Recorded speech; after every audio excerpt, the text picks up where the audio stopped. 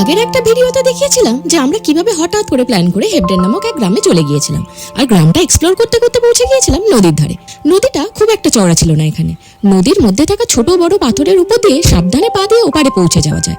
আমরা সবাই নদীর ওপারে পৌঁছানোর পর আমাদের বন্ধুদের ইচ্ছা হলো নদীতে পা ডুবিয়ে বসবে। আমার মনেও যে সুপ্ত বাসনা হয়নি তা না, তবে সদ্য সর্দি কাশি থেকে মুক্তি পাওয়ার পর আবার ভোগার কোনো ইচ্ছাই ছিল না। তবে ওদের আনন্দ করতে দেখে লোভ সামলাতে না পেরে আমরাও মোজা জুতো খুলে বসে পড়লাম জলে পা ডুবিয়ে। অনেক বছর পর এটা করে খুব ভালো লাগছিল। বেশ অনেকটা টাইম এখানে কাটিয়ে নদীর পাশ ধরে এগিয়ে যেতে লাগলাম। ওরা তো বেশ মজা করছিল। বাচ্চারা আনন্দে থাকলে সাথে থাকা সবারই বেশ ভালো লাগে। অচেনা রাস্তা ধরে এগিয়ে যেতে যেতে পৌঁছে গিয়েছিলাম হেবডেন সাসপেনশন ব্রিজে। এরকম সরু দুলন্ত ব্রিজ দিয়ে নদী পার হতে বেশ একটু ভয় ভয়ই করছিল, বিশেষ করে যখন দুলছিল। যাই হোক, এক হাতে মোবাইল ধরে আর অন্য হাতে গ্রিপের ভরসায় অন্য প্রান্তে পৌঁছে গেলাম। সেদিন এত গরম পড়েছিল যে মনে হচ্ছিল এই জলে নেমেই স্নান করে নি, কিন্তু সেটা তো আর হলো না। তাই নদীর পাড়ে ছাওয়ায় বসে নদীর উপর দিয়ে বয়ে যাওয়া হাওয়ার আনন্দ নিতে থাকলাম। প্রায় 1 ঘন্টা এখানে সময় কাটানোর পর ধীরে ধীরে পা বাড়ালাম বাড়ির পথে।